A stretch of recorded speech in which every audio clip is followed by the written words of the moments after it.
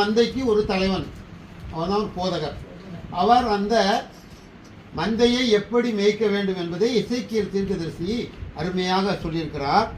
அது 4வது வசனத்தை ஒருவர் படியுங்கள்.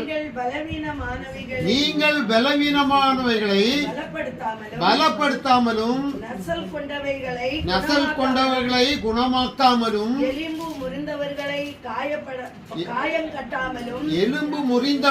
காயம் கட்டாமலும்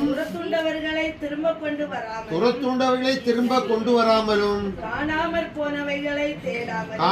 போனவைகளை தேடாமலும் போய் பலாத்காரமும் கடூரமாய் அவைகளை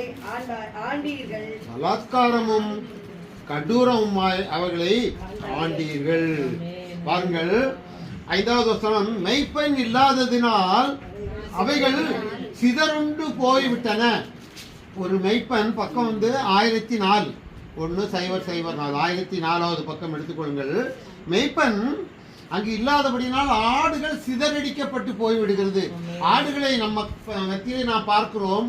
ஆடு மாடுகளை மேய்த்து கொண்டு வருகிறவர்கள் அங்கு ஒரு சத்தத்தை கொடுத்து கொண்டே அதை மேய்த்து வருவார்கள். அதை அப்படியே பற்றி கொண்டே போவார்கள். அது அந்த மேய்ப்பனின் குரலே அறிந்திருக்கும். எனவே அதற்கு அது செவி கொடுக்கும்.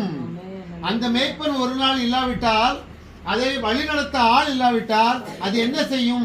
அது கண்ட